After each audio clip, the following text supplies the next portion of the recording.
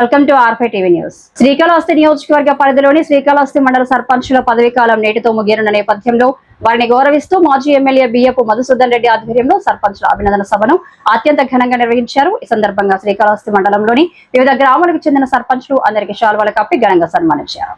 ఈ సందర్భంగా మాజీ ఎమ్మెల్యే బియ్యపు మధుసూదన్ రెడ్డి మాట్లాడుతూ గత 5 ఏళ్ల కాలంలో తనపై నమ్మకంతో ప్రతి గ్రామంలోనూ అభివృద్ధి కార్యక్రమాలను ముందుకు తీసుకెళ్లడంలో సర్పంచులు కీలక పాత్ర పోషించారని కొనియాడారు.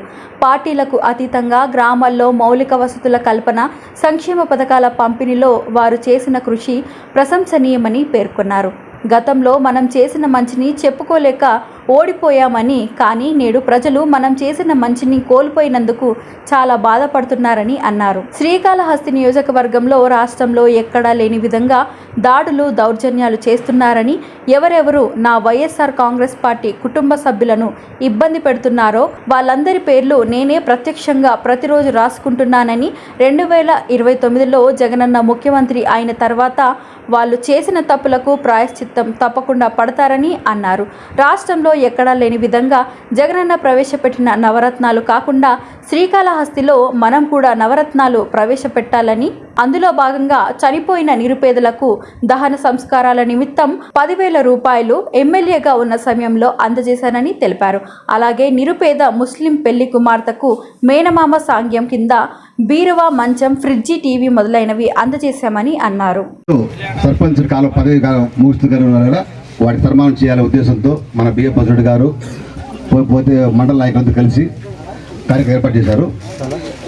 ఇక్కడ ఈరోజు అంతా పంచుకొని సంతోషంగా ఉంది. మనం చేయాల్సిన ఏంటంటే మనం ఏమొచ్చి 2029లో మళ్ళీ మన మదనని ఎమ్మెల్యే గెలుచుకోవాలి.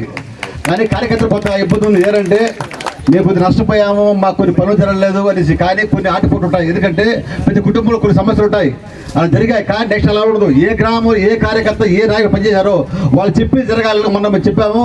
అనగా చెప్పారు, మధురుగా చెప్పారు, మాకు హామీ ఇచ్చారు, హామీ ఇచ్చారు. కాబట్టి ప్రతి ఒక్కరు కష్టపడండి. ఇప్పటికి 20 నెలలు గడిచింది. 20 నెలల్లో చాలా మంది కేసులు పెట్టించుకున్నారు, ఊర్లు పారిపోయారు. కానీ వాళ్ళందరూ కూడా నిలబడి ఈరోజు మన ఎమ్మెల్యే గారు ఈ రోజు కూడా సరే ఊరికి పోలేదు, పోకుండా ప్రతి కార్యక్రమం అట్టగా నిలబడతారు. ఒక పోలీస్ కేసు అయినా సరే, కోర్టు కేసు అయినా సరే దగ్గరుండి ఆయన లాయర్ ఏర్పాటు చేసి చేస్తారు. కాబట్టి ఏ ఎమ్మెల్యే కాదు చేసలేదు. ముందు టీడీపీ వాళ్ళు గెలిస్తే ఓడితే మన కనబడరు, మరి ఇప్పుడు ఎలక్షన్ ముందు ఆరుగురు వస్తారు. కానీ అలా కాకుండా మన ఎమ్మెల్యే గారు మధురెడ్డి గారు ఓడిన ప్రతి కార్యకర్తకు అండగా ఉన్నారు. కాబట్టి ఇదే మన శుభసూచకము. కాబట్టి రాబోయే కాలంలో ఇంకా ఎన్ని ఇబ్బంది పడతారో ఆ ఇబ్బందులు మనసు స్వాగతించి అన్నింటి ఎదుర్కొని 2029లో మన మదనని మదనని గారిని మంచి మేయర్తో గెలుచుకోవాలి. ఈ రోజు వాళ్ళు గెలిచిన మేయర్ కంటే ఎక్కువ మేయర్తో గెలిపించుకేసి మళ్ళీ మన కార్యకర్తకి మనం చేయని అడిగేదే కాకుండా కాబట్టి మేము చేస్తాము. అదేవిధంగా మన మదన్ గారు కూడా మన హామీ ఇచ్చారు. కాబట్టి ఆయన కూడా అదే ఆలోచించాడు. కష్టకాలంలో మన పార్టీ ఎవరు అంటగా నిలబడ్డారు, ఎవరు లేరు, ఎవరు వచ్చి ప్రజలు వెళ్ళిపోయారు, అవన్నీ తెలుసు కాబట్టి తెలుసుకున్నారు. కాబట్టి భయపడదు మీరు. ఈ రోజు కార్యకర్తలు నాయకులు అవుతారు. కాబట్టి అందరూ కష్టపడి 2029లో భద్రత గెలుపుకొని ఆశిస్తున్నాను.